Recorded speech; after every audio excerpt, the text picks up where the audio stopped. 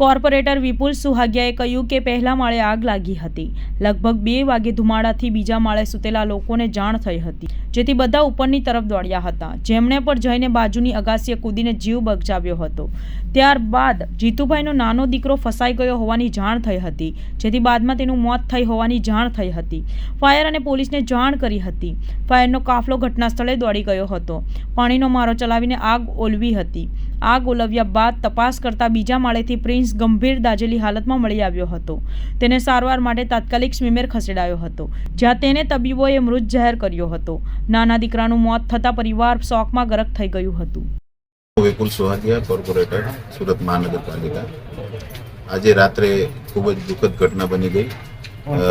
Ward number 16ના corporator જીતેન્દ્રભાઈ કાછડિયાના ઘરે રાત્રે કોઈ શોર્ટ સર્કિટથી લગભગ 2 વાગ્યાના સમયે પહેલા માળે આગ લાગી હતી।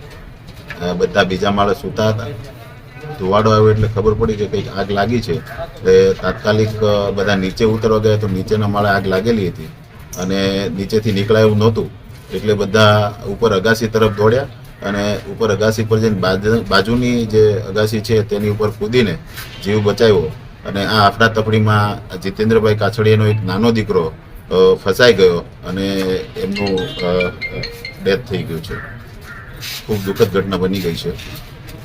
ભગવાન એમના આત્માને શાંતિ આપે એવી પ્રાર્થના। સૂતા હતા, રાતે 2 વાગે આગ લાગી, ખબર પડી। આપણા તરીમાં ભાગમાં એક છોકરો રહી ગયો અને બાકી બધા ઉપર ચડી ગયા। એક છોકરો નીચે નીકળી ગયો નીચેથી, અને બાકી અમે બધા ઉપર થઈને બાજુના ધાબા પર કૂદકા મારી નીકળી ગયા।